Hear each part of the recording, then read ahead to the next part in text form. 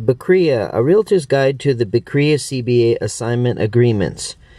February 13, 2013 update. BCREA. Canadian Bar Association CBA standard forms were developed by BCREA's Assignment of Contract of Purchase and Sale Task Force.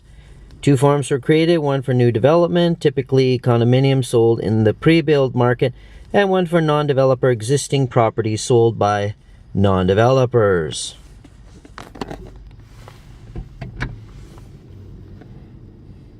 The forms have been approved by the BC REA Standard Forms Committee, the BCREA Board of Directors, and the CBA Real Property Section, and the CBA BC Executive. This document is a step-by-step guide to filling out the assignment of contract of purchase and sale new development, which contains all of the clauses of the assignment of contract of purchase and sale non-developer and more.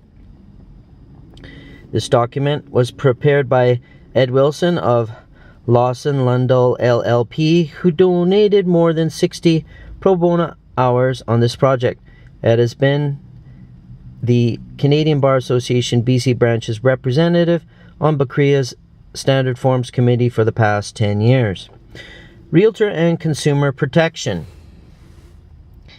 Assigning a contract of purchase and sale involves all of the risks involved in any contract of purchase and sale, compounded with the additional risks of an assignment. What if the developer doesn't complete construction of the building? What if the deposit was secured by bonds? What if the developer elects not to proceed?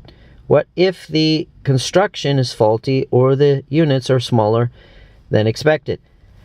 What if deposit protection insurance was used? What if the assignor has breached the contract of purchase and sale? What if the assignee breaches the contract of purchase and sale after the assignment? What if the assignee doesn't pay the increased deposit? What if the assignor has already assigned the contract of purchase and sale? What if the assignee doesn't satisfy or waive a purchaser's condition? What if the assignee doesn't close? What if the market has a correction? How does GST apply to the transaction? The BCREA CBA assignment agreements are designed to address and manage these risks. Parties. Clause 1.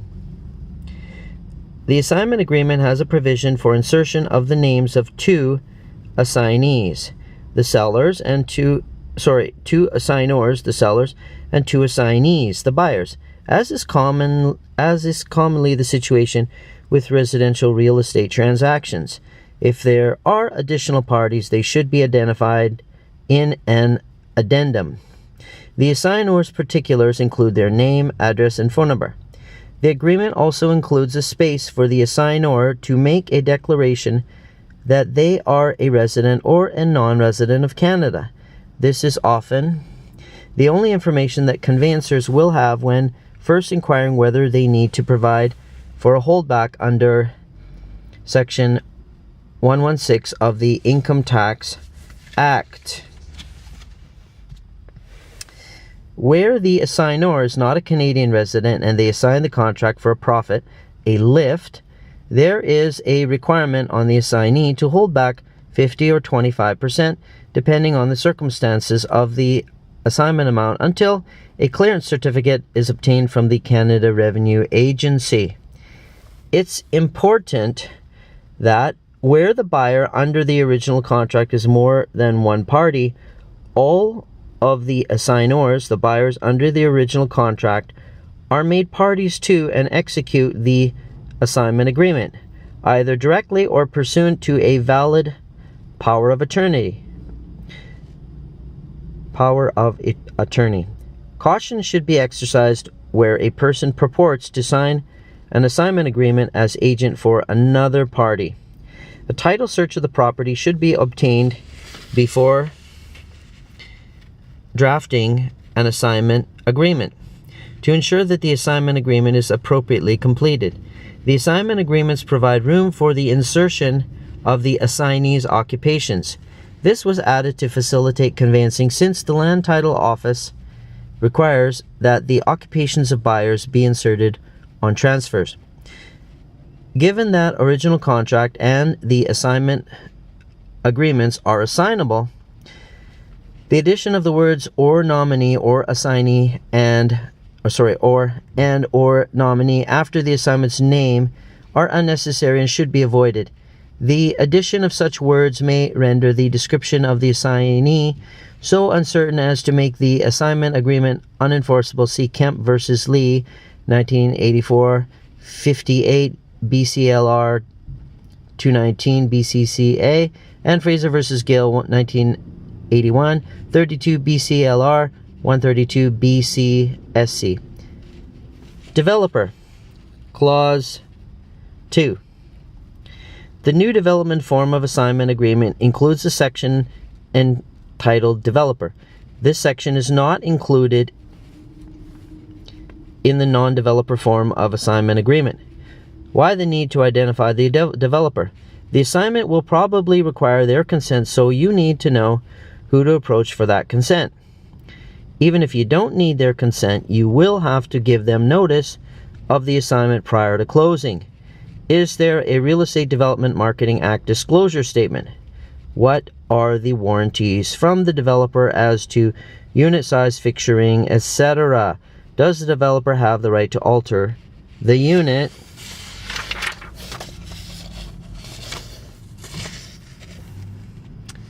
Does the developer have any outs at the time of the assignment subject to pre-sale, financing, etc. that would allow them to elect not to proceed with the project? Have there been any amendments to the disclosure statement to date? Need to locate and identify them. If acting for the assignor, you need to ensure they pass on all the information they have to the assignee.